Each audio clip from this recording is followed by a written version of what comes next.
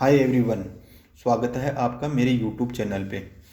आज बात करने वाले हैं स्टॉक की कि आखिरकार मैं किस प्रकार से स्टॉक को ट्रेड करता हूँ, कैसे मैं स्टॉक का सिलेक्शन करता हूँ, मैं यहाँ पे आपको बताने वाला हूँ। मार्केट क्या है कि अगर मैं बैंक निफ्टी और निफ्टी की बात करता हूँ तो वहाँ पे क्या है, वीक में वो 2 बार ही मार्केट ट्रेंडिंग रहता है और 3 दिन साइडवेज होता है। तो मैं ऑप्शन बायर होने के नाते वहाँ पे ट्रेंडिंग, मुझे मार्केट ट्रेंडिंग चाहिए, तो ट्रेंडिंग होने के नाते मैं ऑप्शन में 2 दिन ही ट्रेड करता हूँ, 3 दिन में ट्रेड नहीं करता। तो उस दौरान मैं स्टॉक में ट्रेड करना पसंद करता हूं। तो मैं ये आपको बताने की कोशिश कर रहा हूं कि स्टॉक में मैं ट्रेड करता हूं तो क्या देखता हूं, किस प्रकार से स्टॉक का सिलेक्शन करता हूं, मैं यहाँ पे ये बात करने वाला हूं। तो चलते हैं अपन विदाउट वेस्ट टाइम किए हुए। तो मेरा पहला पॉइंट है कि मार्केट जो स्टॉक में सिलेक्शन कर रहा हूं वो अप ट्रेंड में हो, अप ट्रेंड में स्टॉक होना चाहिए। पहला कि स्टॉक अप ट्रेंड में हो तो मैं उस स्टॉक में इंटरेस्टेड लूँगा। दूसरा पॉइंट मेरा ये है कि स्टॉक है वो अपने रजिस्टेंस के पास में 3 बार आ चुका हो। अगर वो वहाँ से चौथी बार निकलेगा तब मैं उसमें एंट्री लूँगा, नहीं मैं नहीं लूँगा। तो इसीलिए मैंने आज स्टॉक लिया है बिरला कॉर्पोरेन। ये वीकली चार्ट है, ये वीकली चार्ट है बिरला कॉर्पोरेन का। तो इसमें मैं समझाने की कोशिश कर रहा हूँ आपको। तो पहला अपना क्या था रूल्स कि स्टॉक है वो अप ट्रेंड में होना चाहिए, तो स्टॉक यहाँ पे एक अप ट्रेंड में दिखाई दे रहा है। दूसरा अपना रूल ये था कि रजिस्टेंस के पास स्टॉक मिनिमम 3 बार आया हुआ हो। तो यहाँ पे स्टॉक क्या करता है, पहली बार आता है, दूसरी बार आता है, तीसरी बार आता है। तो 3 बार स्टॉक यहाँ आ चुका है। अगर स्टॉक चौथी बार अगर रेजिस्टेंस के पास जाएगा तो मैं वहाँ पे बाइंग करना पसंद करूँगा। तो स्टॉक क्या करता है कि स्टॉक नीचे की साइड में आता है, एक राउंड शेप बनाता है।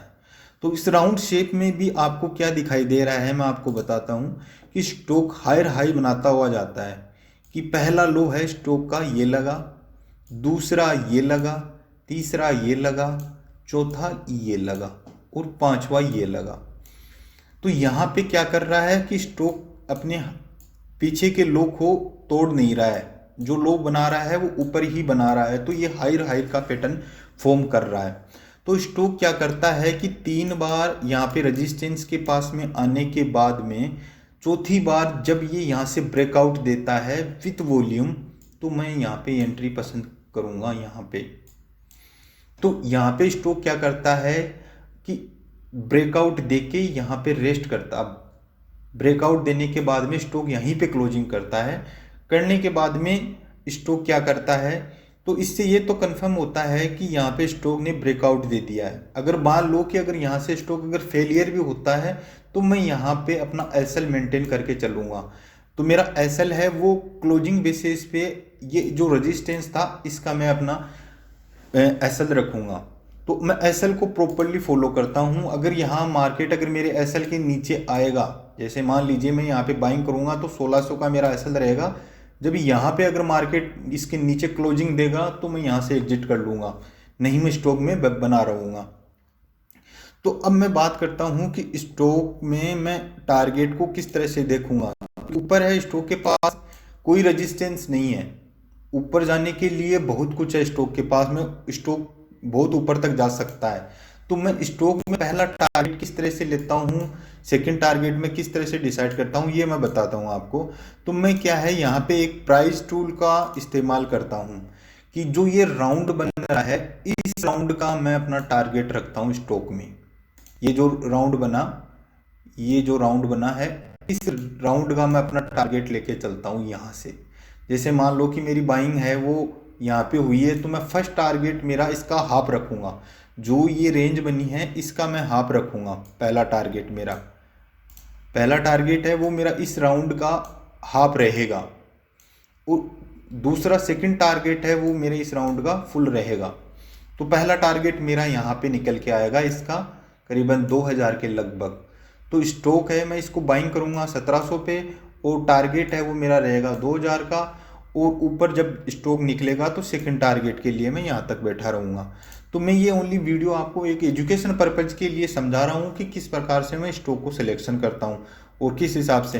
तो ये है कि जब भी आप अपने एनालिसिस पे भरोसा करो, पहले डायरेक्टली रेंडमली कभी भी ट्रेड मत लो, अपने रूल पे लो कि अगर एक ही रूल पे अगर आप ट्रेड लोगे तो आप सबको हरा सकते हो, क्योंकि एक तीर है वो सबको हरा सकता है। तो आप एक ही सेटअप पे बार बार प्रैक्टिस करो, करीबन 50 ट्रेड लो, फिर आप उस पे देखो कि अगर वो सेटअप काम करता है या नहीं करता।